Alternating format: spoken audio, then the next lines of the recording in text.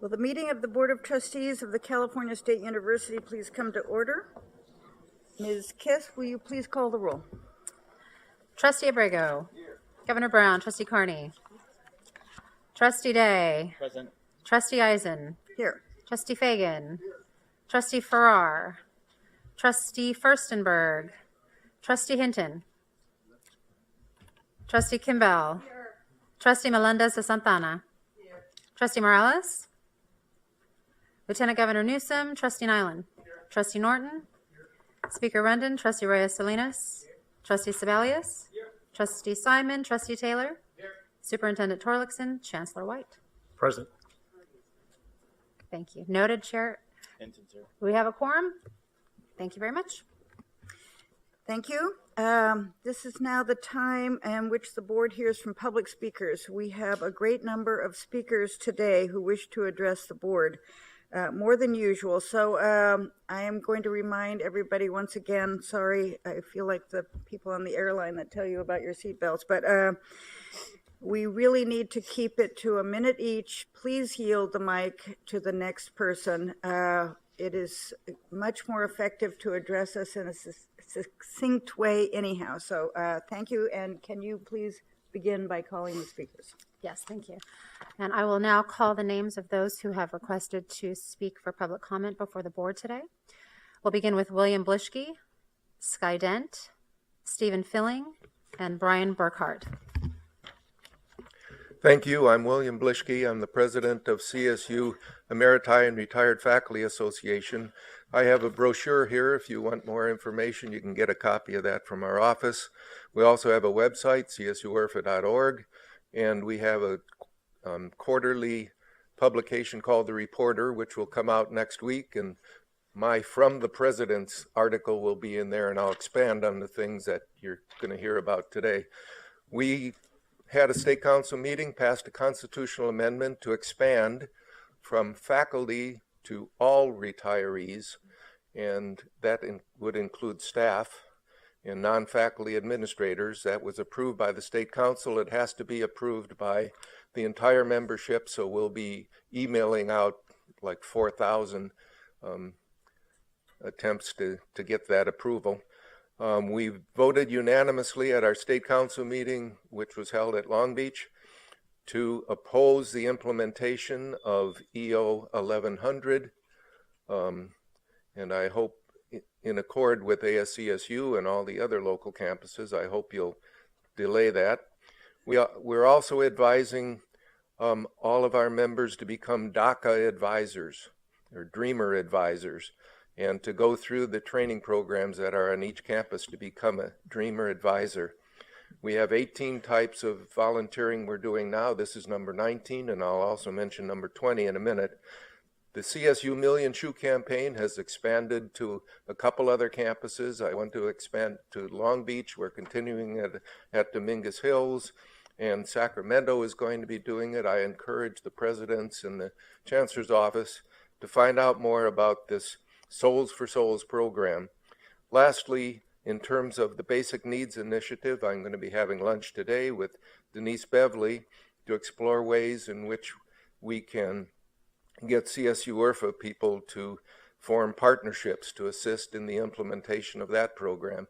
And one of the actual things we could do is distribute new shoes from the Souls for Souls program. If they're homeless, the students might need new shoes too. So we're going to explore ways we can help with that program. Thank you.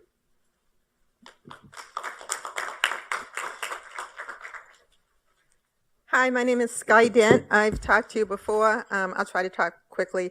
I was grateful after I appeared at the July 17th meeting and reported my concerns about students at CSUB being forced to buy an unpublished, unvetted, unedited book with hundreds of uncredited illustrations, photos, and YouTube videos. It was hard, like I said, it was great to see you guys did something and that Mr. Suleiman is no longer teaching all the classes. It does look a little suspicious that his wife, who was never taught at CSUB, is now teaching his classes. Fox 58's Eyewitness News investigative reporter Kyle Harvey did a two-part investigation, found additional problems, including copyright violation, the fact that the book printer is in reality a colleague of Mr. Suleiman's from Grossmont Community College, and at least one photo by AV photographer Lynn Slacky was put in the book without permission or notification to AP or Lynn Slacky. CSUB held a mock hearing about kicking me out and decided, they were judge, jury, and executioner. They held the hearing. They decided I should be kicked out. And I would hope that this would come up to the CSU level. As of yesterday, FERPA is investigating CSUB over this. The California auditors are investigating it. The Federal Student Loan Program is investigating this. The Attorney General's office is investigating CSUB.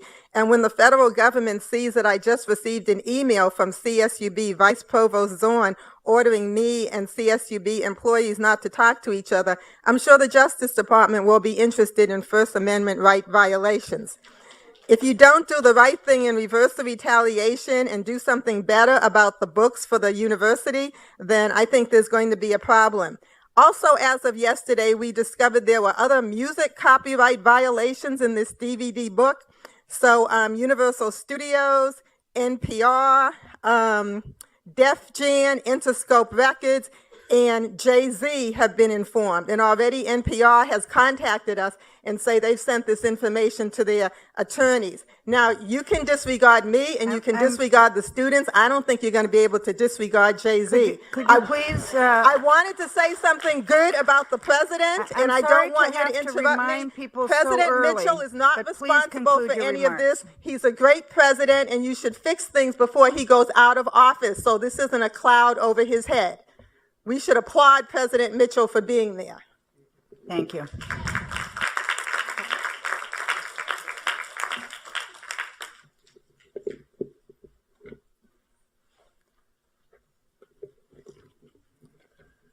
Good morning. Chair Eisen, I beg your indulgence. I think I might be a few seconds over, but please be patient. My name's Stephen Filling. I'm speaking today as a faculty member deeply involved in governance activities and someone doing whatever I can to ensure that CSU provides the quality education our students deserve. I'm speaking because I'm dismayed by the lack of willingness on the part of the Chancellor's office to engage with faculty on matters clearly core to the curriculum. As Trustee Abrego noted yesterday, curriculum is the purview of the faculty, and we take that responsibility very seriously. The process by which Executive Orders 1100 and 1110 were developed fails to meet the standard of genuine joint decision-making mandated by the Higher Education Employer-Employee Relations Act and by the standing rules of this very body. As a result, implementation of those executive orders has been and will be hampered by a plethora of problems that, had faculty been engaged as partners, could have been avoided. You heard yesterday from faculty about problems related to quantitative reasoning and ethnic and diversity studies, problems, again, that could have been and should have been avoided. You also heard from AVC Minor about other states' projects to reshape developmental math education, notably Tennessee's. Tristan Denley, one of the architects of the Tennessee project and an advisor to our quantitative reasoning task force, made sure that project took the time to engage faculty, realizing that doing so would minimize precisely the difficulties CSU has experienced. The ASCSU academic senates of 22 of the campuses, the Campus Senate Chairs Council, the California Faculty Association, the Emeritus and Retired Faculty Association, our colleagues in the California Teachers Association have all expressed their disappointment at the process and the inevitable impact on the education we provide our students. It's not too late. Put these executive orders on hold and engage with the faculty of the CSU in their never-ending efforts to ensure the quality of a CSU degree. Thank you. Thank you. That was a minute over the minute, but I really appreciate your remarks. But please, the remainder of the speakers, now we have an even shorter amount of time, so if you can be succinct. Osil Nagad. My name is Brian Burkhart. I'm the Director of Native Studies at Cal State Northridge. And there's so much that I could say, and hopefully you can hear from some of the students today. If not, I'm sure you'll be hearing from them in the next coming weeks and months as they continue to speak out. What I wanted to say was about the importance of keeping Section F at CSUN the way that it is. When CSUN made the choice to place those voices that were structurally and historically seen as less than by the white cis male voices at the top of the GE on the same line with them in creating Section F, it was an act of moral courage. It staked out a moral ground where we stand in the GE. As obvious as it would seem that we are equal, it still takes an act of moral courage to stand behind this most basic idea that we are not less than. And sadly, we are here again today still trying to convince you of that. EO 1100 is telling us that we are no longer able or allowed to stand on that moral ground. We must now say to our students and all the students of the future that they are no longer equal, that they once again will be seen as less than in the structure of the GE, and that's just unacceptable, it seems to me. Thank you. Thank you. Linda Hobbs, Pat Gant, Rocky Sanchez, Neil Jacklin, Tessie Reese.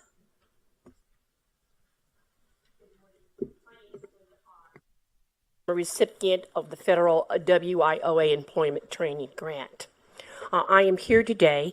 For this meeting, I observed 2,300 student employee hours being wasted on the Cal State Dominguez campus. For my grant, I'm supposed to be trained to do certain things. I only have 1 minute, so let me read.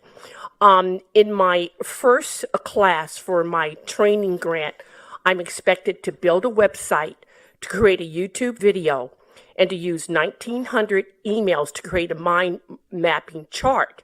But there is no step-by-step computer instruction as part of the course.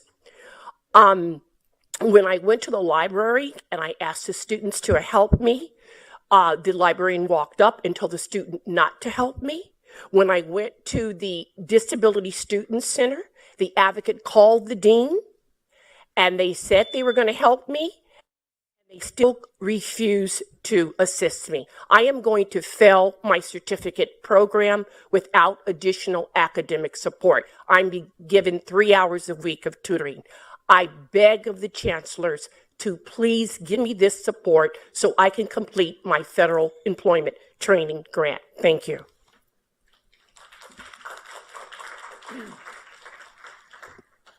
Good morning, Pat Gant, President of CSUEU, and thank you for the opportunity to speak, although it's brief.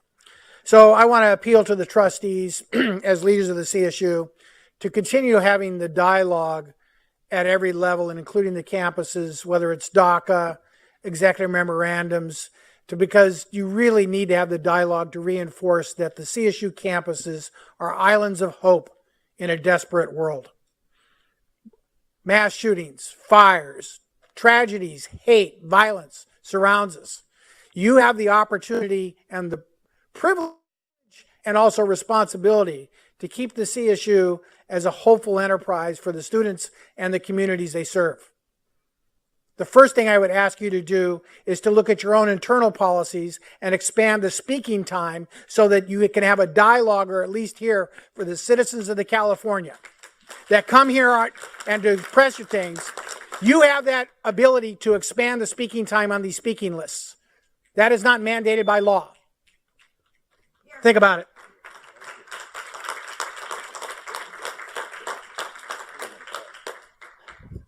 Rocky Sanchez, CSUEU Vice President for Representation from Cal Poly Pomona, 25-year employee. I wanted to give kudos to President Hayes at San Marcos for the transitional working group. You guys are finally getting it together in bringing in-house custodial work and working on the settlement that we had agreed to. So kudos to you. Sonoma, you need to pay attention. You need to get in-house people. Keep your dispatchers, because they're the ones that have a voice that for the community, that work for the students, that work for the employees. They work for you. They are your voice for the outside community. Thank you.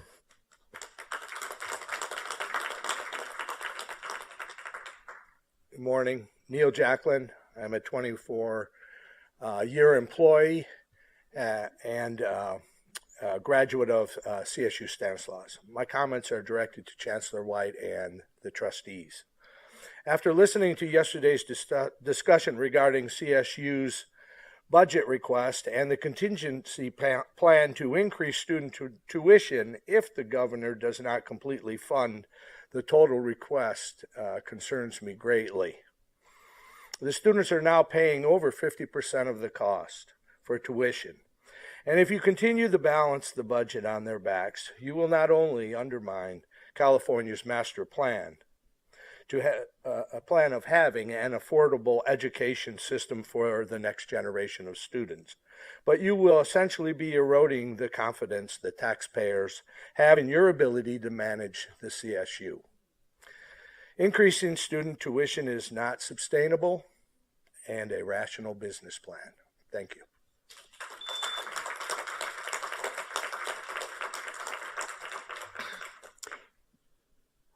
Good morning. I'm Tessie Reese, Unit 2 Chair.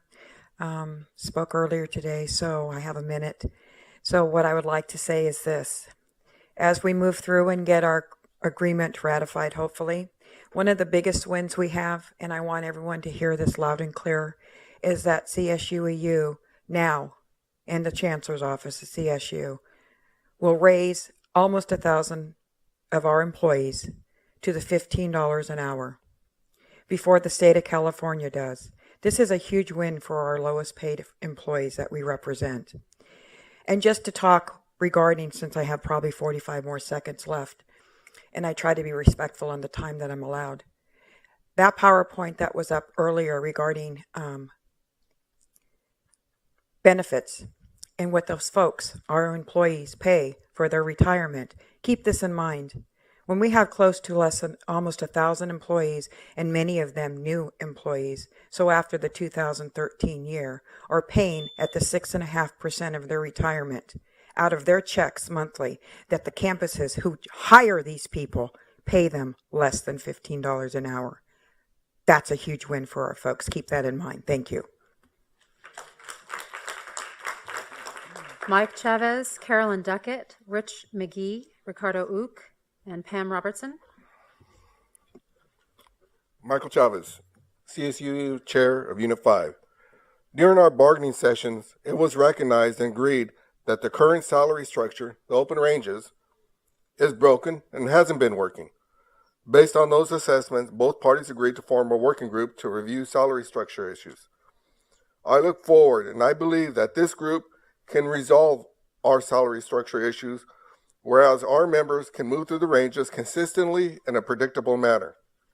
This would be the second group that has met to discuss salary structure issues. The first one was under the previous chancellor. Hopefully the second group can have success with the current chancellor, you, Dr. White. I also want to give recognition to Dr. Haynes and her staff on the progress of the work of the Custodial Transition Working Group. You all there will have doubled the current custodial staff in the next few months, which you have done the previous 4 years. I believe you will have the requisite custodial staff at the end of the year to fully complete the per group agreement to transition from contracting out to having it done in-house. For those campuses that still contract out, we're coming. Insourcing is sustainable and attainable if given the chance.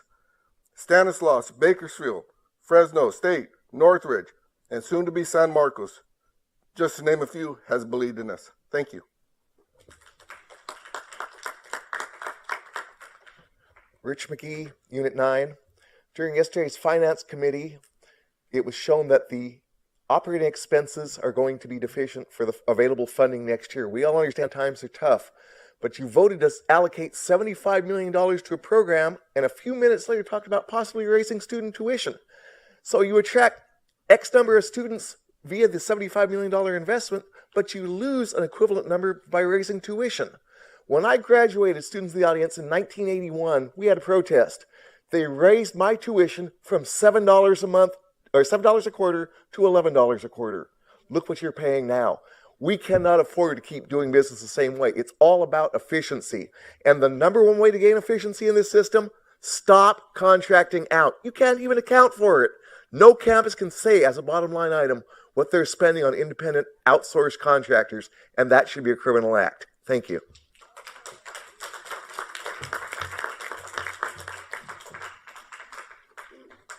My name is Ricardo Ook, CSU EU Vice Chair, Unit 9.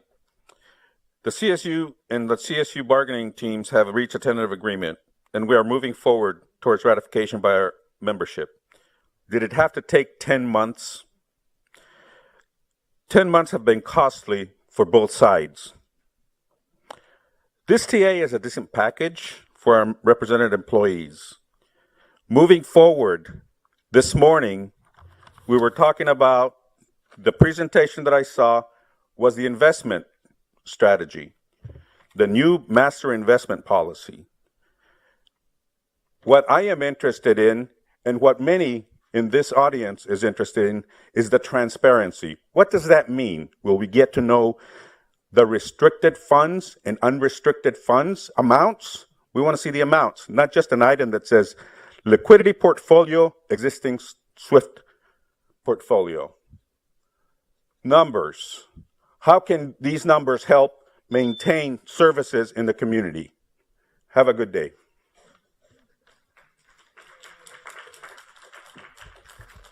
Pam Robertson, Unit 2, Vice Chair, Sacramento State. I wanted to speak about the preamble that was flatly rejected by the CSU. These were very basic principles that I believe that we all believe in, surrounding respect, dignity, and safety in the workplace. And to call it a grievance breeder says to me that these are issues that need to be raised. They need to be addressed, maybe through education and training, but they won't go away on their own. So let's be proactive instead of reactive. Thank you. I'm Carolyn Duckett, and I will pass.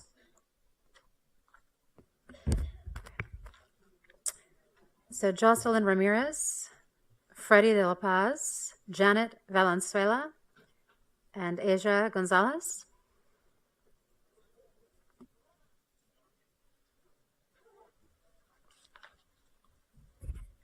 Good morning. Thank you for taking the time to listen to us. Chancellor White, Blanchard, trustees, you said you wanted to listen to a student's opinion on Executive Orders 1100 and 1110. Well, here's one from a CSUN student. Majoring in religious studies, American Indian studies, and civic and community engagement, all of which are directly affected by these executive orders. I'm not a statistic, nor am I just a dollar sign.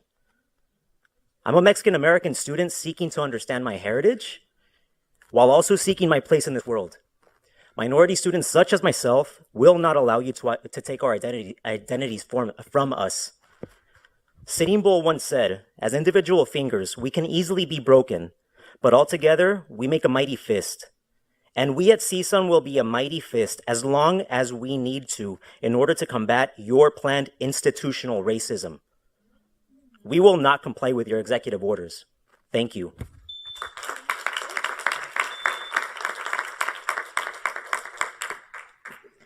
Hello, my name is Yoselin. I'm part of SQE and I'm from Dominguez Hills. There are two campuses, DH and Fullerton, where there's a search for a new campus president.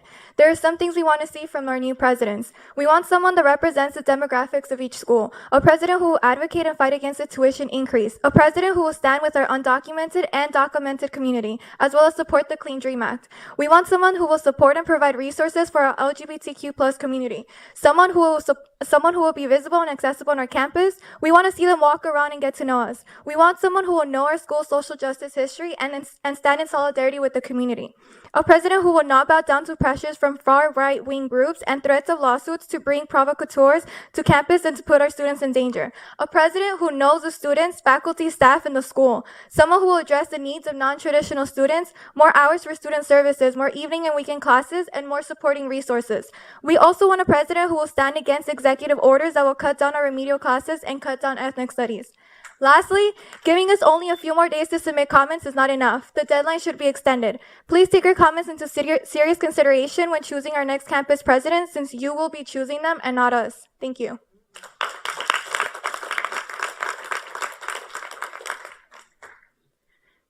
Good morning. My name is Jana Valenzuela. I'm a CSUN student, and my comment is to Dr. Lauren Blatchard, who stated that intentionally or unintentionally, there was no motive in Executive Order 1100 to diminish cross-cultural studies on any campus. He further stated that Executive Order 1100 was moving forward no matter what in 2018, and that campuses have been offered the opportunity to ask for more time on the implementation of Executive Order 1100. This statement and specific language of the statement that campuses can ask for more time for the implementation of the executive orders negates the voices that have been raised from multiple CSU campuses and most clearly from CSUN. In fact, CSUN does not want to implement Executive Order 1100 as it is written. Yes, we want to keep our Section F, cross-cultural studies, but that is not where the issue stops. CSUN Faculty Senate have voted and have said that we will not comply to policies that are unjust. If we are to teach ourselves and if faculty are to teach our students about valuing diversity and critical thinking, then we cannot uncritically comply to unreasonable executive orders. Thank you.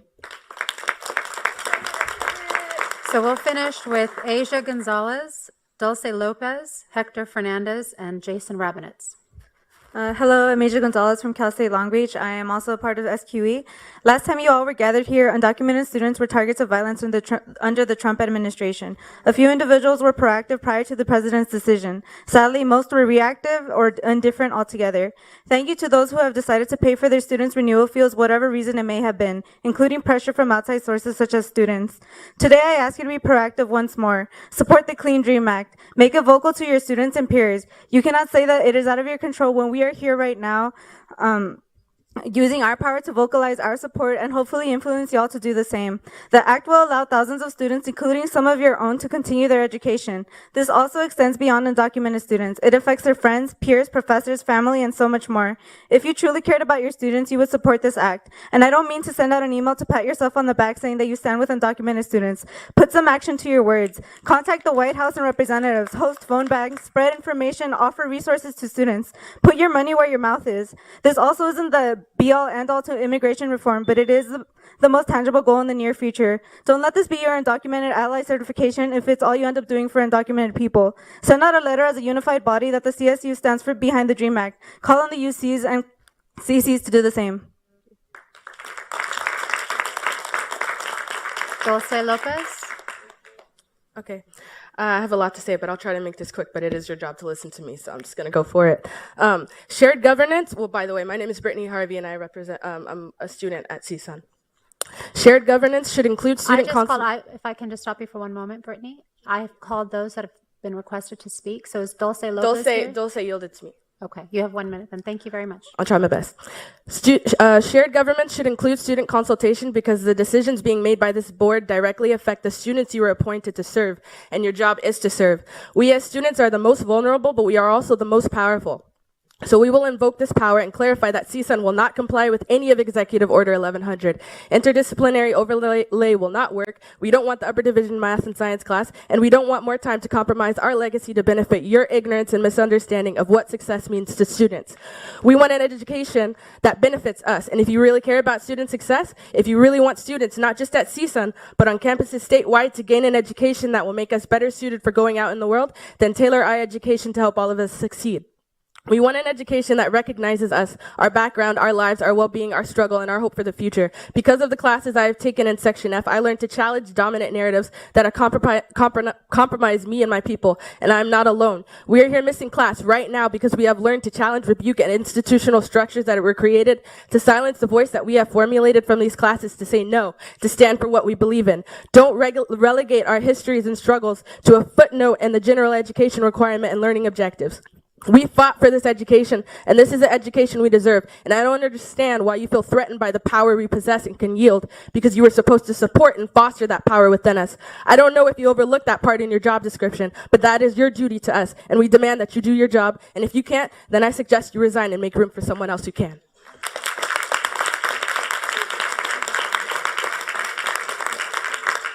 Our final two speakers, Hector Fernandez and Jason Rabanowitz. Okay.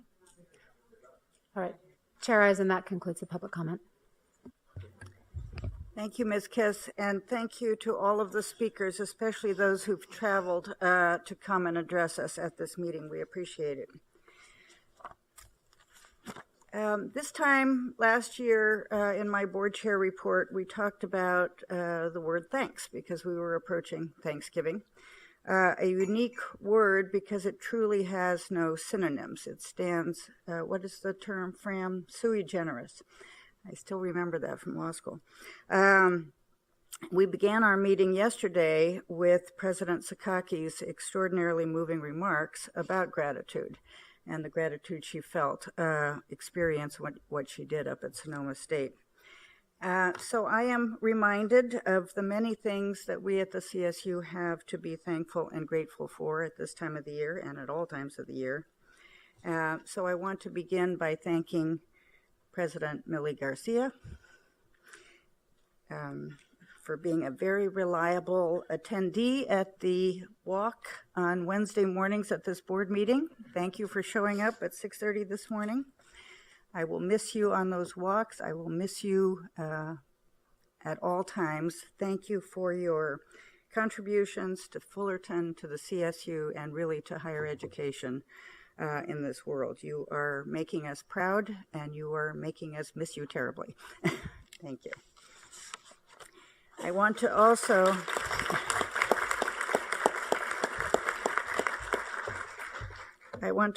thank Trustee Emeritus. It's so much fun to say emeritus, and so sad. Stephen Stepanek devoted many years of service to this board. He has always been a calm and wonderful and reasoned voice on our board, representing very well the students, faculty, and staff of the CSU. I have personally enjoyed working with Stephen. I know that he too, like me, has a life passion, not for birds, but for trains, it appears. He knows everything about trains, just ask him. Passion is good, and certainly it has been a characteristic of Stephen Stepanek on this board and of all my fellow trustees, and I appreciate it. Thank you, Stephen. We wish you the very best, and we'll be seeing you up at the dais in a few minutes. So with every going, of course, at the CSU, there is a coming. So let's take another moment to welcome our newest colleague, Rami Sebelius.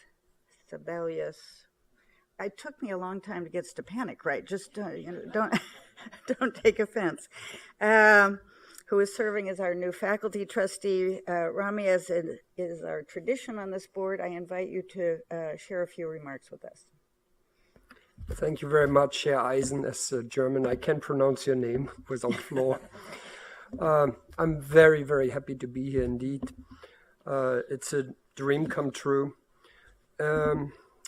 I see in our reports how you define historically underserved students. And although I grew up in Germany and went to school there, I fulfill many of those categories. First generation, I was the first in my family to go to college. Economic challenges, I indeed grew up in very, very humble, no, literally poor environment. And I lived in an underserved community. And literally, we did call it a ghetto. It was not nice to live there. College readiness, I must say I was good in school, so that in that sense I didn't qualify. But the institutions of Germany where tuition is free and where there is support for students allowed me, despite all the challenges, to complete an education. They brought me to California. I got a degree from USC, the most expensive university, or one of the most expensive universities in the United States, without paying a single dollar or German mark out of my pocket. So I understand how institutions can facilitate social upward mobility. And I'm also an immigrant, obviously. Actually, I received my green card and my permission to stay here and work here in the diversity lottery that most recently was in the news again. So in many ways and respects, while I'm a foreigner and a stranger, I'm familiar with the experience that many of our students have. So I'm very happy to be here to serve the state of California, to serve our students, and to be among this distinguished group. Thank you very much. Thank you so much, and welcome again. We have some very big news for this meeting. A recent public opinion survey by the Public Policy Institute of California, which is entitled Californians and Higher Education, has reported on California's perceptions of a variety of topics related to higher education in California. It is not surprising, but it is still very gratifying to see that the CSU fared very well in the realm of public opinion. Of those surveyed, 65% gave the university a good or an excellent rating for quality, and that is almost a 10% improvement over 2011 when the survey was last conducted. The survey does provide us with further opportunities for reflection and growth, and I, for one, want to see that remaining 35% go our way. But I am very buoyed by the fact that the majority of Californians join us in our concern for our Dreamer students and employees, and a vast majority say that higher education, and the CSU in particular, is very important to the future quality of life and the economic vitality of California. I am very anxious to take this message forward to Californians, on behalf of Californians, to Sacramento and to Washington, D.C. in the months ahead. So as many of you know, Stephen Stepanek and I, and now Rami and I, will be working with a number of our student leaders and our esteemed faculty on what we call the GE Task Force.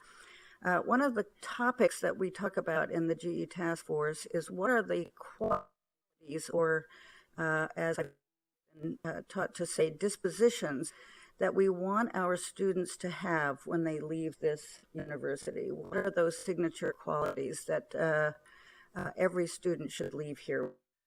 And one of the things we talk about is curiosity.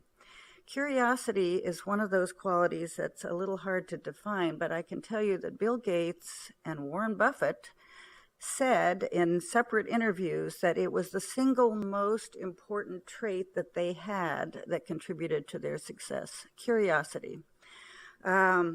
We at CSU have so many examples of how this is working for our students, but I wanted to mention one.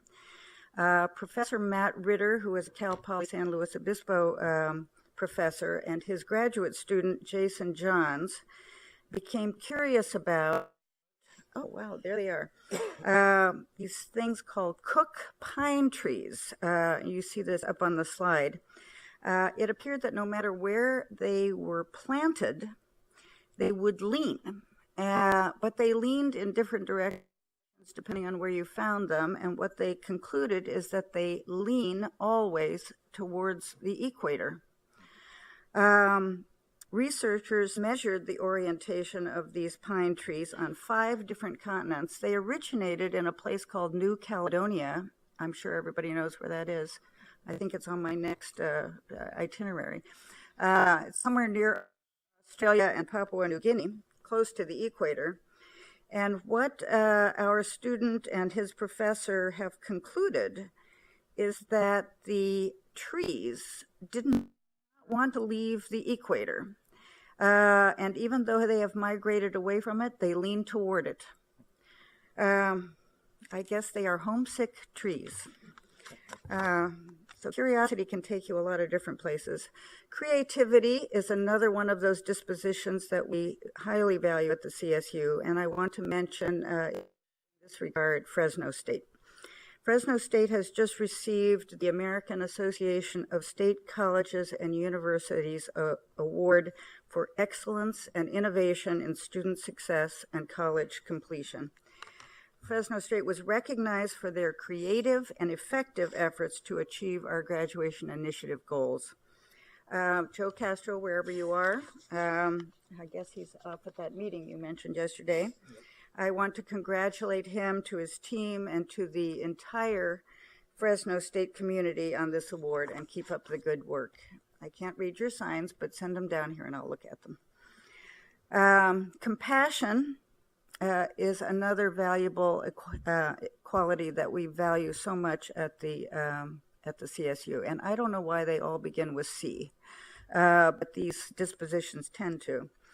So as you've heard and been reading, countless of our CSU students and employees and alum came together to lend support and dollars and resources to assist those affected by the wildfires in Sonoma, Napa, and Mendocino counties. Compassion is part of our DNA at the CSU, and our response to this tragedy, I believe, underscored that fact. The next disposition I wanted to mention is collaboration, also extraordinarily valued here at the CSU. This photograph that you're looking at is of our research center, our Desert Studies Center in, and I'll spell it first, ZZYZX, which is a community in the Mojave National Desert. I believe it's pronounced Zyzix. That is an incredibly biodiverse and important part of our ecosystem, although some might say it's a little desolate.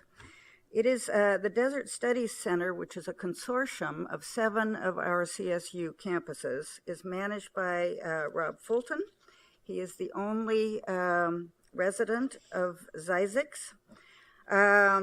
It has a population of just 1, but Rob collaborates daily with our CSU faculty, our staff, research, many of our students, and they exemplify that drive we have to break down silos, share in our discoveries, work together as best we can on behalf of our campuses and the CSU as a whole. Finally, it would not be a Chair Eisen report unless I mention sustainability. So, by the way, I'm going to call it Care for the Planet from now on to make sure it starts with a C. As many of you know, Governor Brown is going to attend the United Nations Convention on Climate Change next week in Bonn, Germany. We should all be extraordinarily proud to know that 3 educators in the United States have been invited to attend that conference. One of them is President Diane Harrison. And she has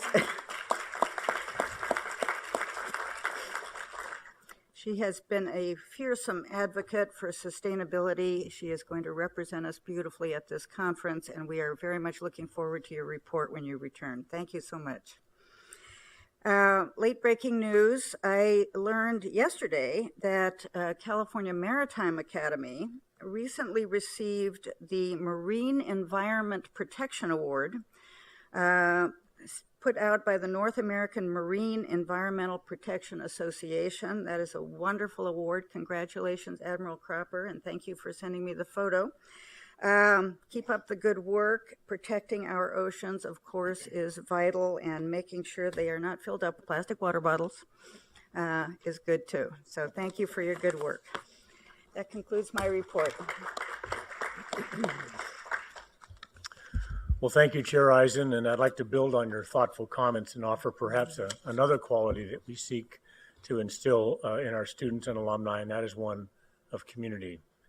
Over the past few months, our CSU community has suffered, as we know, devastating losses both of lives and property. We heard yesterday from President Sakaki about the incredible devastation and loss resulting from the wildfires in Northern California. But likewise, the incredible response by the CSU community to these wildfires was indeed moving. And since we last met, we also lost Cal State San Bernardino student Jordan Rivera in a horrific act of violence in Las Vegas, along with the lives of many CSU alumni. In times of tragedy that affect a campus, our faculty, staff, students, or alumni, communities like ours come together to help, to offer a shoulder, to help heal the wounds and provide a lit path forward from grief.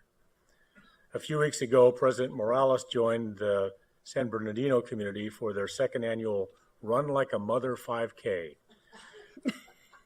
Now, interesting name, Tomas. Nonetheless, This run was this year dedicated to the memory of Jordan Rivera, who ironically helped organize the event before her passing. Communities like the CSU community build, empower, and do great things. And we also come together as community to reach our shared priorities, such as student success. Last month, during our Graduation Initiative 2025 symposium, over 350 faculty, staff, presidents, provosts, trustees, and students and national experts came together here in Long Beach to share ideas, identify areas of improvement, develop best practices, and think more deeply on how we best achieve our ambitious and shared goals. We also took time to reflect at this meeting on the past year and highlight our achievements to date, like the announcement that roughly an additional 7,000 graduates through the Graduation Initiative graduated last year than otherwise would have, bringing our undergraduate class to nearly 100,000 students. These additional 7,000 graduates are California's next generation of leaders in engineering and education and science, social work, nursing, agriculture, and the list goes on, and they are now part of our alumni community. I continue to make the case to all Californians that the CSU is vital to the current and future success of this great Golden State. You know, the Chair Eisen mentioned the findings briefly of last week's PPIC report on the 9 percentage point improvement in public perception of the CSU over the past 6 years. This 9% improvement in public perception reflects an opinion shift of approximately 3.5 million Californians. And it's a direct result of the remarkable and incredible work, really, of the faculty, our staff, trustees, and the presidents, as well as the millions of CSU students and alumni and their families who reflect your communal efforts. The PPIC, and these are important things to think about, the PPIC also indicated that 80% of Californians say higher education is important, 80%, to the future quality of life and to the economic vitality of this state. And 62%, nearly 2 out of 3, expressed concern that state funding to the CSU was insufficient to meet our goals and plans for the future. Californians, as us, don't favor raising student fees, and 57% of Californians are supportive of a bond measure for construction projects. This is important. This is really important because our elected leaders, current and future, are tasked with enacting the will of the people. And the people now have spoken to this PPIC report. I know that we all agree that CSU needs a commitment from the state that matches our ambitious plans to serve this state, and that the way to move California forward on its plans is through robust investment in the California State University's campuses. That is the foundation of our operating budget plan that was approved by committee yesterday and is in front of the board later this morning in our plenary. Our success in advocating for CSU's operating budget plan will yet again be a direct result of the work of our advocacy and state relations team in Sacramento, and I want to acknowledge the successful advocacy year that just concluded. Through our collective efforts at every point, state leaders chose the CSU. Our sponsor bills were all signed. We are now authorized the Doctor of Nursing practice degree, and we have permanent authority to adopt our own regulations. I wish to congratulate Kathleen Shavira and her team for their work, especially in marshaling the collective CSU voice, the community, if you will, in the state capitol. Thus, I acknowledge and thank our presidents, key staff and faculty members, and campus advocates for being instrumental in our budgetary and legislative accomplishments, especially for successfully engaging our partners from the community to support our case. So well done, everyone. So indeed, there is reason for me to remain and be stubbornly optimistic that we will be successful in our advocacy efforts in 2018. And when we are successful, the California State University will continue to serve the people of California with great distinction. And in closing, as with the chair, I wish to congratulate Cal State Fullerton President Millie Garcia on her appointment as president of the American Association of State Colleges and Universities, and thank her for her many years of consequential leadership, both at Dominguez Hills, Fullerton, and indeed to the entire California State University community.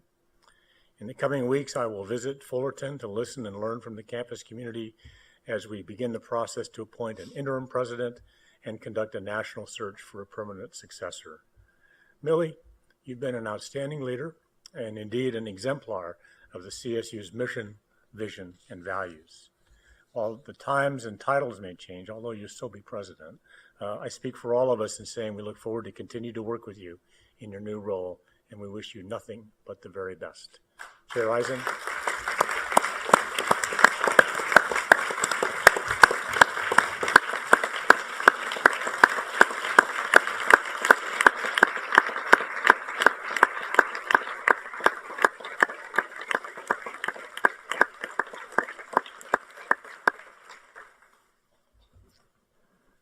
Chair Eisen, that concludes my report.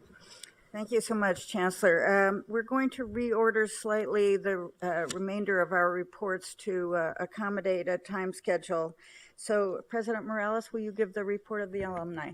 Thanks. Thank you, Chair Eisen. And yes, you have called me out. I'm the one needing to be accommodated. I'll be on a plane in about an hour and a half, so I appreciate it. From the Alumni Council, we have two brief updates, and then it'll be my pleasure to introduce our fantastic alumni guest speaker. But before I do that, first on the graduation initiative, thanks to Dr. Blanchard and his team for our invitation to participate in last month's graduation symposium. The bad news was that I got some terrible food poisoning and couldn't make it, but the good news was that immediate past President Kristen Krellin was able to be there to share her story.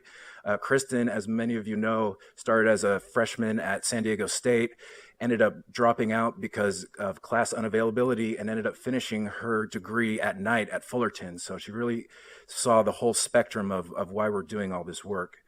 We also were able to share the Alumni Relations Toolkit with the campus leaders in attendance, and we have a website that anybody can find that on easily. I want to mention that we definitely enjoyed Dr. Denise Beverly's presentation yesterday on basic needs, and we're working with her closely as we prepare the content for our March meeting at Cal Maritime. That meeting will focus on the ways that alumni can contribute to campus efforts to address students' basic needs. Also wanted to take a moment and thank Kathleen Chavira and Garrett Ashley for the advocacy training day that occurred last month. We're very happy to have immediate past President Dia Poole to participate in that. It's always a great opportunity to learn how to advocate and how to prepare our alumni leadership to engage next year when we have some serious asks. Thank you to Kathleen, and as she knows, we get together quite often in Sacramento. We'll be working really hard to be a part of this. All the alumni want to help, and many of us have connections in Sacramento and locally. So the ways we can best plug in will be taking a cue from Kathleen. So thank you for that. So without further ado, it's my great pleasure to introduce to you our alumni guest speaker. As everybody knows, it's Veterans Day this Friday. And so as such, we are so pleased to have Elliot Powell, Captain U.S. Navy retired, who spent 26 years in the Navy as a surface warfare officer, a ship captain, and director of the White House Situation Room. So he was the first African-American to hold this post, and he oversaw the 24/7 operation of the President's Operations Center and participated in over 50 state trips as the NSA's representative from 1999 to 2001 during the Clinton and Bush presidencies. This is where it gets real interesting, though. After retiring, he responded to his second calling and went to college again to earn his teaching credential at Cal State San Marcos. He was named the Outstanding Graduate for the College of Education, Health, and Human Services in 2014, and last year was recognized as his school's Teacher of the Year. So he has made the transition from surface warrior to educator and is proud to now be known as Elliot Powell Middle School Teacher, San Marcos Middle School. We are very honored to have you with us today, Captain Powell. Please take a few minutes and share your CSU story. Thank you. Good morning, Chancellor White, Chair Eisen, trustees, and other distinguished guests in attendance. And thank you, Manolo, for the great introduction and for the opportunity to speak today. From the very first day I earned my commission as an officer in the United States Navy, professionalism was the cornerstone of what I did. Whether it was commanding naval warships or directing operations in the White House Situation Room, professionalism was the coin of the realm. When I decided to make the journey into education, one of my biggest concerns was whether I would be able to attain the level of professionalism required to be an effective teacher. I knew I could lead, but education is much more than just leadership.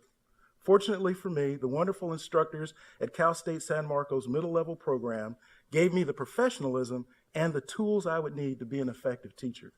The tools that they gave me helped me construct lessons that engage my students, created an environment in my classroom where students feel safe to learn, reach all types of learners, and address the special needs my students might have, and be an effective colleague to my fellow teachers and administrators at my school.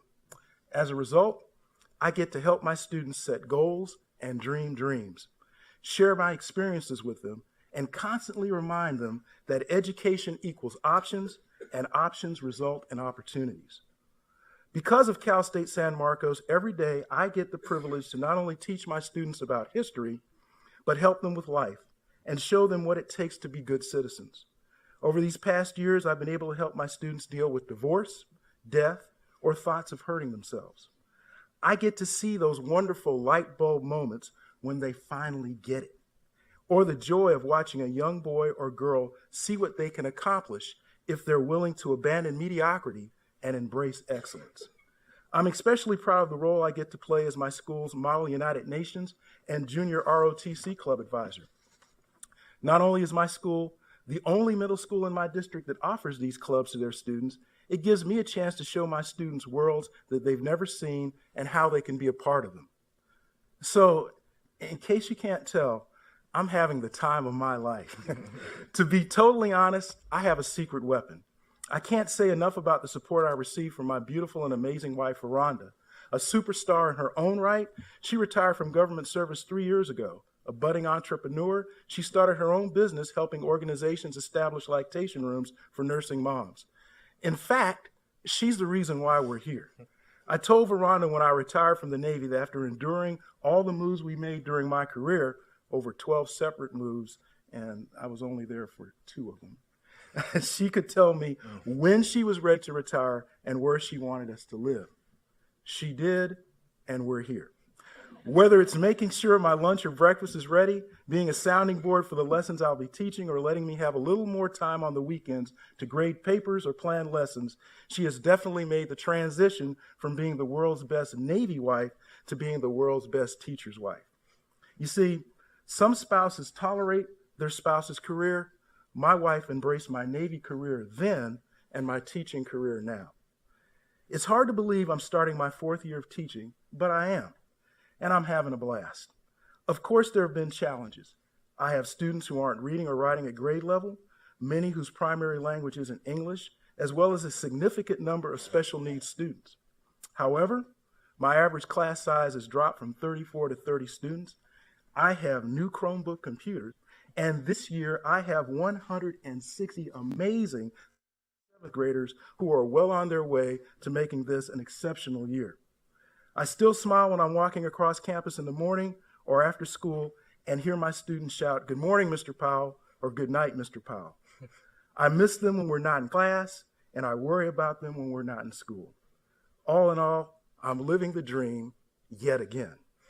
I don't take it lightly that I found a second calling, and thanks to Cal State San Marcos, I get to, as a friend of mine's grandmother used to say, do as much as I can for as many as I can while I can. Thank you. Thank you, Captain Powell, for sharing your story, and thank you to Veranda. Nice.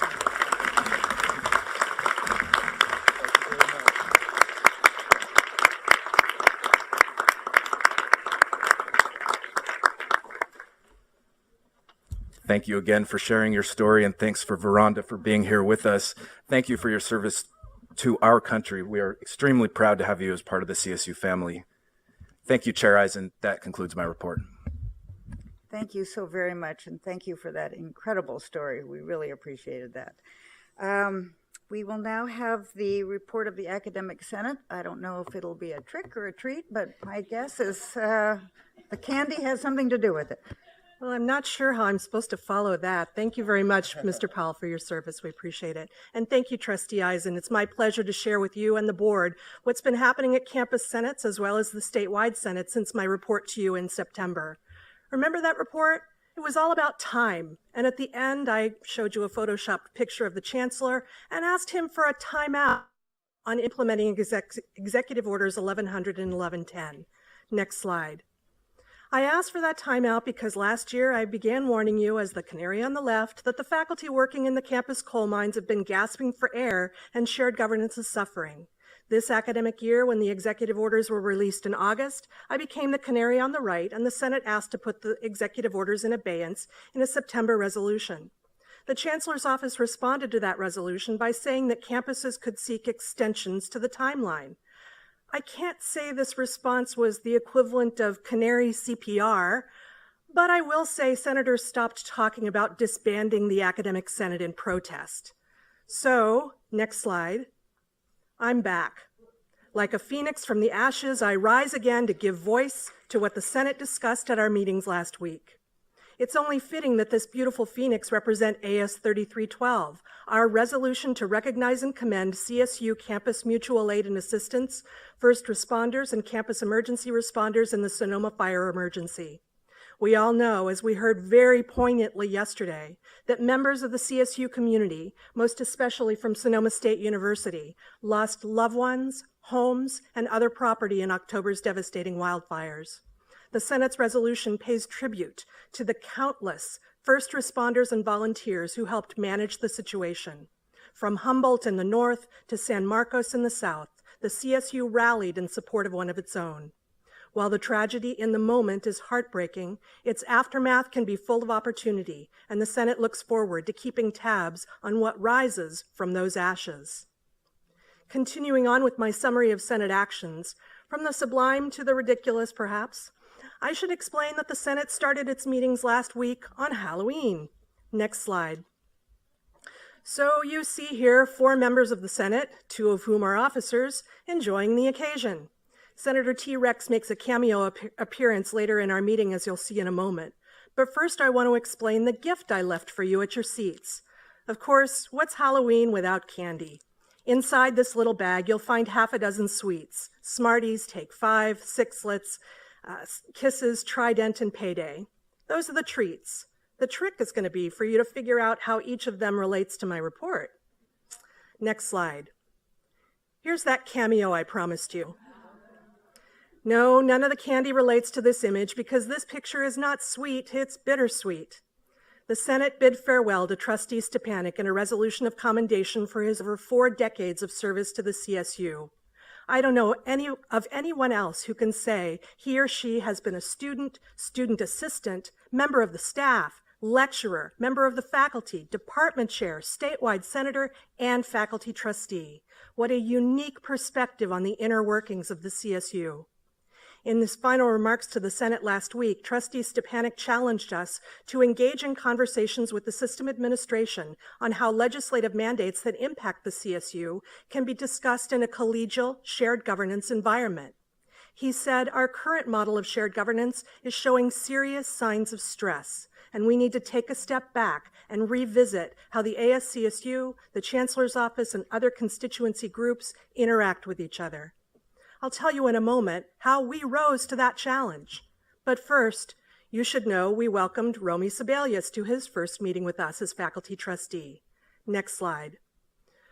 Romy made quite a splash with the Senate, and Mountain Dew was involved. That's all I'm going to say about that. But even though there was some levity at his expense at our meeting, you should know that Trustee Sebelius is taking his new duties quite seriously, and ASCSU appreciates his commitment. Unfortunately, Dr. Sebelius is walking into a situation where he's representing a large contingent of unhappy faculty. So regrettably, that's what I need to discuss now. Next slide. It goes without saying that CSU faculty are smart. They're also extremely vigilant about academic quality and committed beyond measure to the success of their students.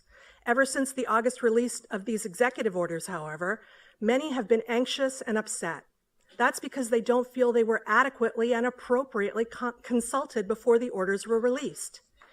It's that time issue again. The time allowed for input, the timing of their release, and the time allowed to implement them have created a hat trick of dismay. Now, yesterday during your Education Policy Committee discussion, there were claims made about the extensive consultation that occurred with faculty concerning these orders, and you might be puzzled about why faculty are still so upset. It's because many faculty believe curricular decisions were made and delivered in a top-down way. Let me give you a quick personal glimpse into the disconnect between faculty and administration here. In your packet, and referenced twice yesterday, is a so-called consultation timeline. Again, I'm going to get personal here because when my name is mentioned, I perk up. That timeline mentions me 5 times. See if you can spot a pattern in these references. ASCSU Chair Miller is copied on a letter. Results are delivered to ASCSU Chair. Chair Miller was present. EVC Blanchard's letter is sent to Chair Miller, advising of Chancellor's Office policy decisions. And finally, Chair Miller was present. Do you see the pattern? Just because I'm copied in correspondence or I'm present in a room doesn't mean I've been asked what I think about something. I'm present in this room right now, and I was here all day yesterday too, and no one would claim I'm being consulted in this board's decision-making. Genuine consultation happens when the party being consulted has a meaningful chance of influencing the outcome. So, faculty across the system returned to their campuses in August and found these executive orders waiting for them. They don't feel they had a meaningful chance to influence their outcome. As a result, Senates on 22 of the 23 campuses have developed and/or passed resolutions critical of these executive orders. The only reason the 23rd campus didn't take a similar action is that they typically don't pass any resolutions. However, their Senate chair conveyed support for the actions of the other campuses. Speaking of campus Senate chairs, 22 of them signed an open letter to Chancellor White expressing their disappointment with the process followed in developing the executive orders, and that letter was included in your board packet. Let that sink in for a moment. 22 campus senates and 22 Senate chairs have spoken out against the implementation of these executive orders. That's a lot of smart people. So, when ASCSU met last week, we talked at length about this collective chorus of dissent. Next slide. That's why the Senate passed a motion to take 5. Usually that means taking a break from work to relax. But in this case, it means taking a break from work to talk about how to work together. Specifically, the Senate asked its executive committee to meet with Chancellor White and other CSU leaders to discuss the current state of faculty-administration relations. The goal is to develop a mutually agreed upon definition of joint decision-making and discuss the process by which decisions are made so there's a meaningful chance of influencing outcomes. We hope to get these conversations started very soon. In the meantime, there's other work to be done, like setting standards for quantitative reasoning. That leads me to tell you about AS 3308, which has implications for Area B4 in general education. Next slide. Since we're talking about Area B4, do you know how hard it is to find candy with the number 4 on it? This is the best I could do, but it kind of works. Because not only do I want to talk about B4, I want to add 2 elements to it. So that brings us to sixlets. ASCSU unanimously approved a resolution calling for the adoption of 2 expectations for quantitative reasoning, foundational and baccalaureate level. Foundational quantitative reasoning sets the standard for what we expect from students when they come to the CSU. And baccalaureate quantitative reasoning sets the standard for what we expect from students when they graduate. We want campuses to use these 2 standards and expectations when they develop and assess GE Area B4 courses. We also think they should be shared with the community colleges so that transfer courses can have quantitative reasoning as a base. What we said in our resolution is entirely consistent with the recommendations of the Quantitative Reasoning Task Force, and you heard yesterday from co-chair of that task force, math professor Kate Stevenson, about the need to link pedagogy with structure to reach students. Our resolution speaks to that linkage because these 2 standards of foundational and baccalaureate level quantitative reasoning offer structure to the pedagogy. We hope our recommendation helps, as Dr. Stevenson put it, to advance the passionate efforts of the believers and also the thankless work of the mere mortals who are struggling to implement the executive orders. Beyond this resolution, the Senate discussed a couple of other issues that we'll return to in our January meeting. Next slide. One of them relates to a program called Project Rebound, which helps formerly incarcerated CSU students. We think that program deserves some love in the form of some funding, as well as expansion into a network connecting institutions of incarceration, community colleges, and Project Rebound programs to help students transition back into society. We'd also like to see work at the federal level. In particular, we think the Second Chance Pell Pilot Program should become permanent. Next slide. The last resolution the Senate will talk more about in January has to do with something we'll chew on, and we continue to chew on all the time, and that is transfer. We're always looking for ways to improve transfer processes, and in this case, we're talking about reviewing courses in the CID, or Course Identification Numbering System. I'm not going to get into the weeds any further here, except to tell you that we're looking at a different way to review courses that community colleges propose for transfer credit. More on that in January. Next slide. Finally, I'll explain why you have a payday bar in your bag of treats. For one thing, it represents our commitment as faculty leaders to join with you in advocating for full funding of the CSU's support budget. It's time for a payday for the CSU. It's time for the state of California to pay the CSU a living wage. For another thing, this candy bar represents the ways that healthy shared decision-making between faculty and administrators pays off by serving the best interests of students. I look forward to joining with the Chancellor and others to discuss and implement improvements in shared governance processes. Next slide. Before you know it, the holiday break will be upon us, followed by the new year. I'm hopeful that 2018 will bring stronger collaboration between everyone in this room and on our campuses who clearly care very deeply about the mission of the CSU. Chair Eisen, that completes my report.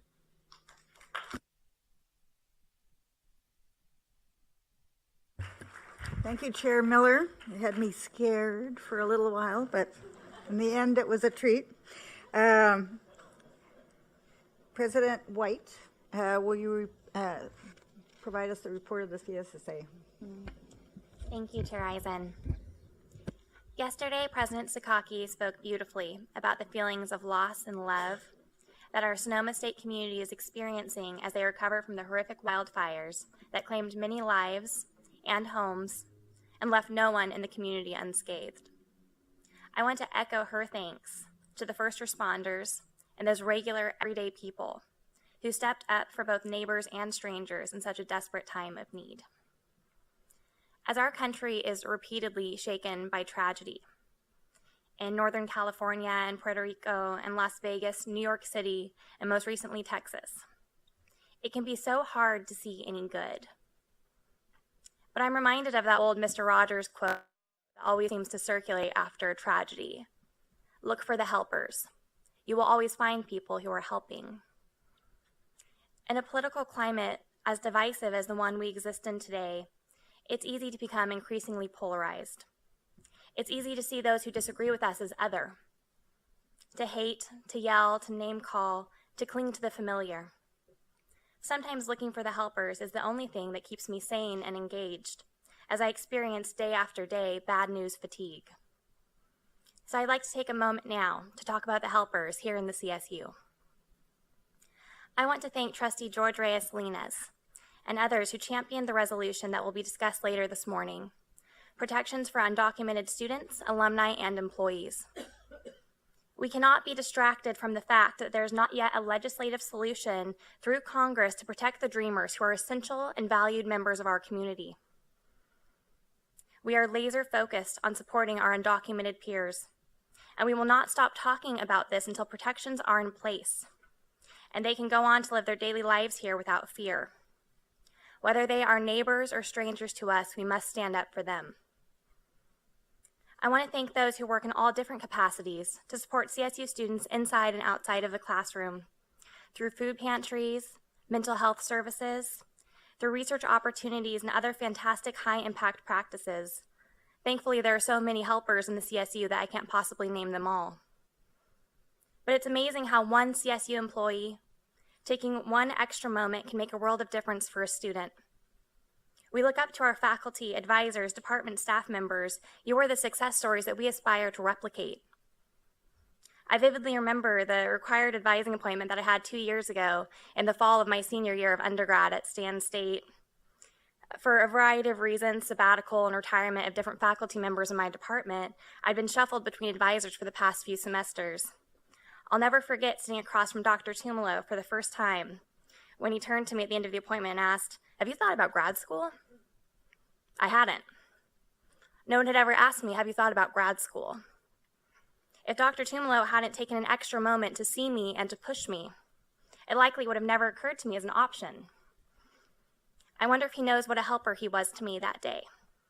I wonder how many students have had their entire life path changed for the better because one CSU employee took one extra moment to know them.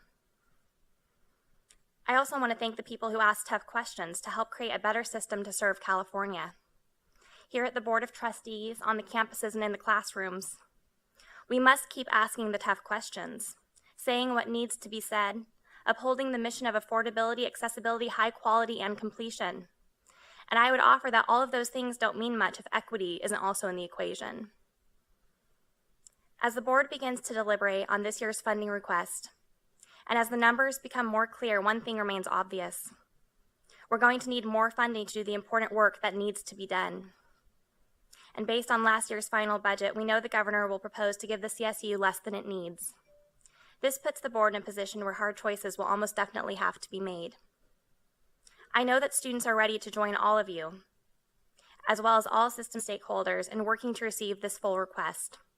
You have our commitment that we will continue to advocate for a budget request that reinforces the values of students, the CSU system, and the state, that all Californians deserve access to an affordable, quality higher education. I know that while we do this work, plans will have to be made for how to pay for just the minimal obligations of this budget, the system's mandatory costs, and agreed upon compensation increases. Yesterday, we heard that a tuition increase is on the table as a possible option for addressing the structural budget deficit. A year after receiving the first tuition increase in 6 years, it will be hard for students and families to hear that they may need to pay more yet again. Students are committed to preserving the affordability of the CSU. As we begin these conversations, I want to make the case for blunt, honest dialogue amongst all stakeholders.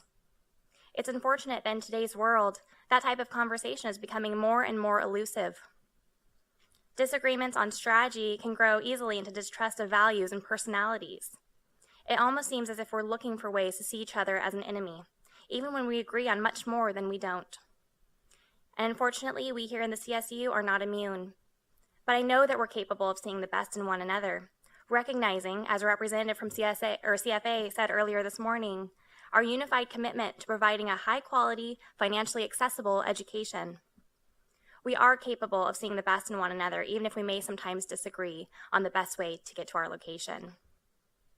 This honest conversation must start with equitable compensation. Students truly believe that our faculty, our staff members, and our administrators need to be able to earn a wage that enables them to live a decent life in this state. That is something we all value. The CSA isn't the 23 campuses, the land, the buildings. It's the people and the interactions between these people that truly define the CSU. And it is a moral imperative that the individuals who make up the CSU are able to thrive as they work in all ways to educate and support us. As the Board of Trustees addresses this inherent structural deficit in the budget request, and as you consider tuition and cuts to deal with it, we need to be able to look at one another as people and discuss how all of these things relate to one another. Paying our faculty and staff more costs more money. And if the state is unwilling to pay for these things, the conversation needs to be had about what is fair for students to have to pay for. As you, the individuals entrusted to lead our institution, deliberate on this issue, we want to see you have these real conversations. This is the responsibility of the board to make these hard choices. Should students be required to pay more for their education? so that our staff can be compensated a decent and fair wage? Must we have this conversation each and every year?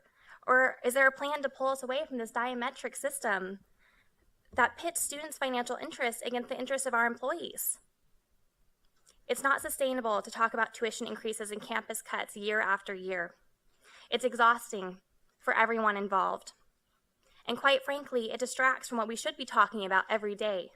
How can we do better for those we serve? I don't envy the responsibility that you all carry to make these choices. CSSA stands ready as a resource in advocacy and in deliberation. Looking around this chamber, I know that we have the intelligence, the morality, and the courage to move forward together, to stand up, to ask the hard questions, to go above and beyond. I hope that we can all be helpers as we craft solutions that fit our mission of student success. Thank you, Chair Eisen. Thank you, Maggie. Fantastic as usual. We now turn to the work of the board. We have items listed on our consent agenda. All of the committee items requiring full board approval listed on the consent agenda should be considered. Does any trustee wish to remove any item from the consent agenda? May I have a motion then to approve all of the items listed on the consent agenda? So moved. Second? Second. All those in favor? Aye. Any opposed? Any abstentions? The items listed on the consent agenda are approved. The board has 2 action items on today's discussion agenda. The first action item on the discussion agenda is a resolution on protections for Dreamer students, alumni, and employees. Chancellor White, if you would please introduce the item. Thank you, Chair Eisen. An amended resolution has been passed out, and George will address the changes in his remarks. This resolution, expressing the position of the board outside of a policy committee, is a rare occurrence, but these are rare and unique circumstances. Today, the board is being asked to declare support for our Dreamer alumni, students, faculty, and staff. The CSU has already mobilized our legal and public safety teams to ensure the rights of Dreamers are protected in accordance with state and federal law. The CSU has already mobilized our student support and philanthropic teams to provide information, counseling, and funding as Dreamers confront difficult questions and challenges. We have mobilized our advocacy teams on campus, in Sacramento, and in Washington, D.C. to push for a bipartisan legislative solution that provides reassurance and certainty to our Dreamer population. These actions are the right thing to do. They reflect the CSU mission. They get to the core of who we are as a CSU community. I recommend a yes vote as the board's explicit support for these ongoing CSU efforts, as it'll help us further strengthen our resolve and help us with advocacy efforts for a permanent legislative fix. I thank Trustee Reyes Salinas for his leadership on this issue as a trustee, as a student, and as a Dreamer. George's story and courage has inspired me, as I know he has inspired many here today. Trustee Reyes Salinas. Thank you, Chancellor White and Chair Eisen. I'm recommending that the changes before you based on feedback received. These changes help us get even closer to our message of support for Dreamers. Many of you know my story, but for those who may not, I was 10 when my parents brought me to the United States from Peru. About the same age Chancellor White was when his family left from Argentina. Think back to that age and what you thought was happening in the major life decisions of your parents. For me, I thought I was going to Disneyland. Once here, my parents decided to seek a better future for me in the United States, and I had no idea. In fact, I did not find out or even think about my immigration status until sophomore year of high school, as I applied for AP courses offered to the community college. California state law and the California State University allowed me to attend the CSU as a resident and eventually apply for state and CSU-based aid, but I could not receive federal aid or take a campus job until the establishment of DACA lifted a huge weight financially and emotionally. The fear of going about your day with a constant concern of being detained and deported, is real and tangible in the life of every dreamer. The fear may soon return for some 8,000 CSU students, along with many alumni, faculty, and staff.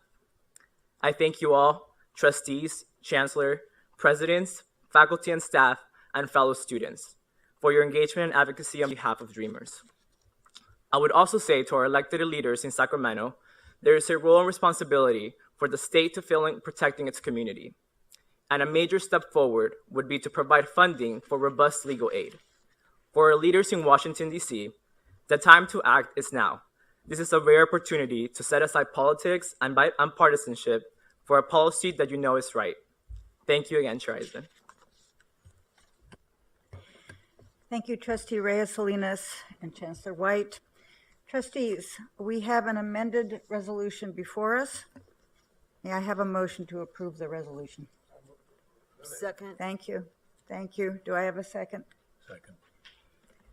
All in favor? Aye. Aye. I wanted to have a comment.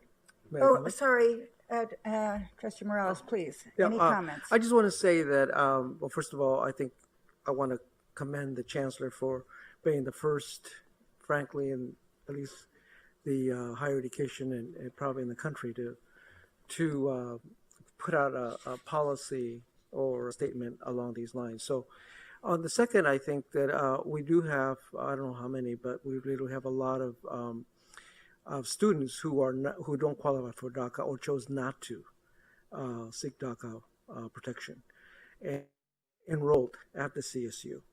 And I personally know several in Fresno State.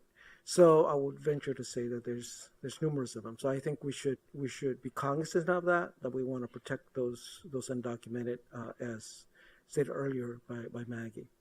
And second, that recently we've been holding a series of forums that Radio Bilingüe has with Dreamers, and what we've been hearing from them, including one right after the last meeting at Fresno City College, was that it was not about them, but about their families, and so they did not in any way want to be the face of what is before us. So I just want to, I obviously will support this, but I just want to make sure that all of us keep that in mind as we hear Dreamers. Those are welcome comments. Thank you. Any additional comments regarding the resolution? All in favor? Aye. Any opposed? Any abstentions? Thank you so much. The amended resolution for the protections for Dreamer students, alumni, and employees is approved. Our second action item is the conferral of the title of Faculty Trustee Emeritus to Stephen G. Stepanek. Stephen, on behalf of our trustee colleagues, past and present on this board, and certainly on behalf of the students, faculty, staff, presidents, and alumni, thank you for all you've done to further the values and the vision and the public mission of the California State University. And thank you for your incredible professionalism. You have provided a vital faculty voice to the consideration of extremely difficult and important matters before this board. Thank you for the nearly 4 decades of committed service you've provided to the CSU, and I invite you to join Chancellor White. It says "and I" in my materials, but of course we know it means "and me" at the podium.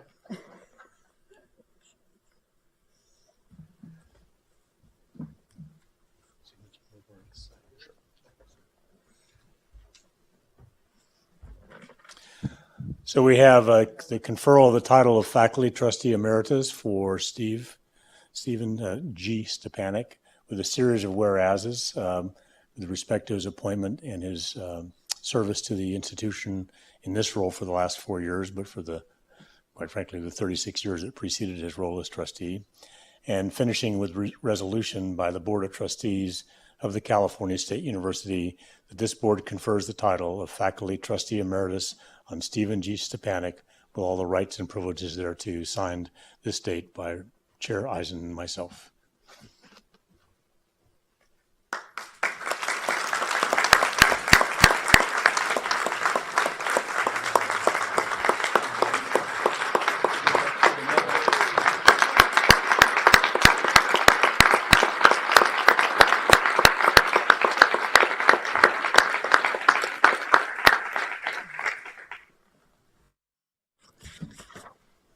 I forgot my notes, so hang on a moment. Well, hold on. You don't have to give your remarks just this second. Well, okay. Now's That's right. as good as time as Take it away. No, you better do it first. I'll have different comments maybe if you say no. The conferral of the title of Faculty Trustee Emeritus to Stephen G. Stepanek is an action item before the board. Wait a minute, depending on what you say, we might want to vote this. May I have a motion? Thank you, Adam. Is there a second? Any discussion? I say let's do it. All in favor? Aye. Opposed? Abstentions. The action item to confer the title of Faculty Trustee Emeritus to Stephen G. Stepanek is approved. You may now speak. Thank you. Thank you, Chancellor. Thank you, Board, for this honor. If someone had told me back in 1969, when I started as a freshman at San Fernando Valley State College, I don't even remember where that's located, that I would become a university professor and have a full career at the CSU, culminating with the opportunity to serve on the CSU Board of Trustees, I would have told them they must be thinking about somebody else. That simply is not who I perceived myself to be back then. For the first 3 years of my university studies, I remained confident in my selection of mathematics as my undergraduate major. Then for a small group of math majors about to enter their senior year, we had one of those epiphany moments regarding what exactly were the realistic career options for mathematicians. We also realized that we had a common interest in computing, which is really a form of applied mathematics. We discovered that on the campus, there was the beginning of a computing discipline, but these courses were scattered across many, many different disciplines, and as there was no actual computer science program at the time. So like all good students, being so close to completing our math degrees, we stayed in our field. We did not change majors, but we did delay our graduation because we wanted to pack in every single computing course we could find. Little did we realize at the time the impact those multidisciplinary courses would have on our careers collectively. Several members of the group, including myself, got jobs at the campus computer center while we were still completing our undergraduate studies in that extended time period. And that was our starting point for careers in computing. My initial position in the center put me in regular contact with faculty and graduate students from across many disciplines, including those that we had taken courses from. And because Northridge at that time was the system-wide time-sharing center, we are talking ancient history in terms of computing, I did my share of outreach to other campuses to provide faculty and staff across the system with information about the academic uses of computing technology. One of my personal interests was in the widening variety of programming languages. Once again, this is 1980s, with a special interest in programming language considered outside of the traditional boundaries of that time. This was the beginning of what's called object-oriented programming, functional programming, and other non-procedural based forms of computational thinking. Shortly after the formation of the computer science department, I was asked to teach a course closely linked to my interest in the non-procedural programming languages. That one course, and I was hooked. Over time, this led to a full-time lecture appointment within the program, the offer of a tenure-track position, and my progression through the ranks of professorship. There are still faculty in the system who remember me back from those 1970s and 1980s period of my staff career when I instructed them for use of technology in their research. And sometimes when I meet them, they still think of me as a student, actually. It's interesting.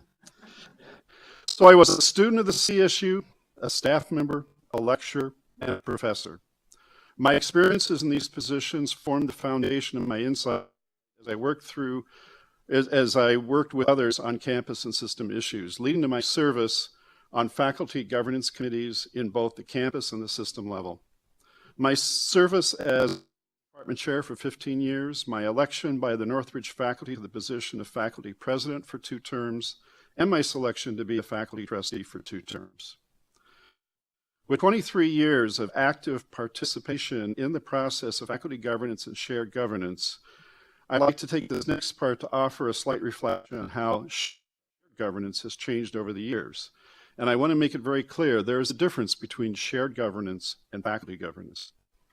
In the light of the current friction over certain executive orders, I would say that faculty governance and shared governance remain a cornerstone of who we are and what the CSU represents in higher education in California.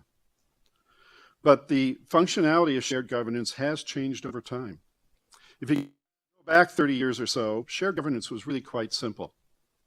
It was faculty versus the administration on a campus. The role at the system level was largely hidden from what was actually going on. Now, many would say that adversarial relationship has really not changed, but I say it has. It's become much more complex. Students now have a significant role in campus shared governance, which is a definite change for the better. And we also have the growing role of collective bargaining units in shared governance issues. So the voices of many more individuals are involved in the decision-making process, both at the campus and the system level. Again, I consider this to be a good change. But what has also changed is the role of state governance influence on educational issues. It appears to be an increasing trend that the CSU system needs to quickly respond to legislative mandates within time spans that are not considered traditional for academia. Examples in the past include LDTP, CID, TMC. No, I'm not going to say what all those acronyms are. And certain recent executive orders. They can all be traced to various legislative mandates. As a result of this, our beliefs in the principles of shared governance are being tested. The ASCSU and other groups involved in shared governance activities have become increasingly reactive rather than proactive in their responses. Some of this pressure for rapid responses can be traced to societal changes stemming from a more connected society that expects quick fixes. I challenge all participants in shared governance discussions to engage in conversations on how legislative mandates that impact the CSU can be discussed in a collegial, shared governance environment during the development of implementation policies, rather than finding ourselves being in reactive mode after a new policy has been issued. Our current model of shared governance is showing some serious signs of stress. Some would say it's breaking down. It's time for us to take a step back and revisit how the ASCSU, the Chancellor's Office, and the other constituency groups interact with each other in light of the pressures brought on by legislative mandates and this 21st century instant gratification world. We need to consider how the consultative process can be improved to provide timely consultation feedback both at the campus and the system levels. For me, it's time to turn the page and start a new chapter on my CSU activities. I'm still exploring exactly how I'm going to be involved for the long term, but I'm confident I'm going to be seeing many of you in the future. Thank you.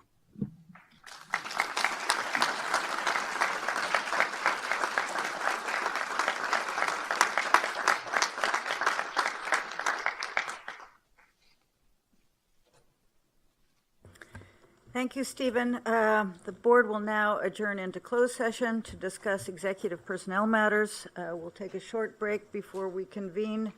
The board will then reconvene for the next regularly scheduled meeting on January 30th and 31st, 2018. The board faculty staff walk is at 6:30 on Wednesday morning. Notice of the meeting will go out in the ordinary course 10 days in advance of those meetings. Thank you.